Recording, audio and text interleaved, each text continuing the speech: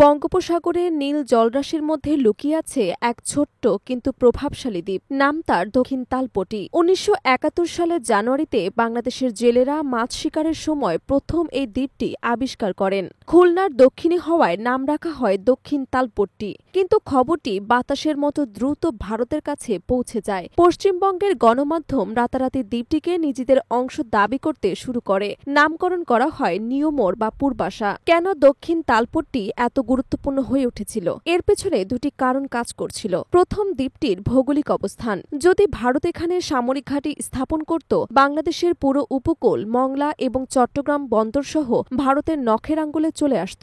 দ্বিতীয় হল মাটির নিচে লুকানো প্রাকৃতিক সম্পদ। ভূবিজ্ঞানীদের জরিপে দেখা গেছে বিপুল পরিমাণ প্রাকৃতিক গ্যাস এবং খনিজ এখানে রয়েছে। এই অফুরন্ত সম্পদ দুই দেশের মধ্যে প্রতিযোগিতার উত্তাপ বাড়িয়েছিল।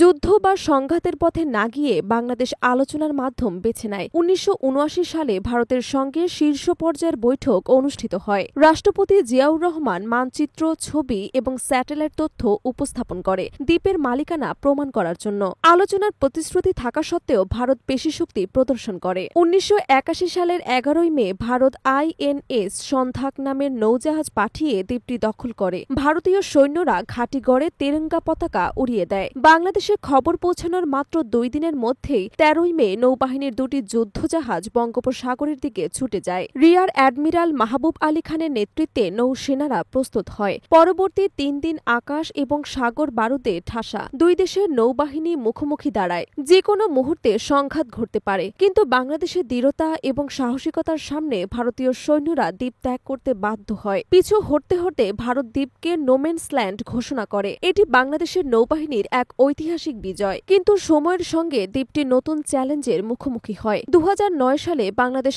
আন্তর্জাতিক সালিসি আদালতে মামলা দায়ের করে। শুধুমাত্র তালপট্টি নয়, সংলগ্ন প্রায় ২৫,০০০ বর্গ কিলোমিটার সমুদ্র এলাকা নিয়ে সার্বভৌমত্ব দাবি জানায়। প্রকৃতির পরিবর্তনও এক অভিনব চ্যালেঞ্জ। ২০১২ সালে ভারতের সমুদ্র বিজ্ঞানীরা জানিয়েছে, বৈশ্বিক উষ্ণায়নের কারণে সমুদ্রপৃষ্ঠের উচ্চতা বেড়ে দ্বীপটি সাময়িকভাবে সমুদ্রের অতলে বিলীন হয়েছে। ২০১৬ সালে আন্তর্জাতিক আদালত ঘোষণা করে, বিরোধপূর্ণ সমুদ্র এলাকা থেকে ১৯,৪৬৭ বর্গ কিলোমিটার বাংলাদেশের দখলে থাকবে। তবে দ্বীপের সাবেক অবস্থান ভারতের অংশে চলে যায়। যদিও দ্বীপের অস্তিত্ব নিয়ে বিতর্ক রয়েছে। গুগল স্যাটেলাইটের সাম্প্রতিক ছবিতে দেখা যায়, ভাটার সময় দ্বীপটির চূড়া এখনও দেখা গেছে।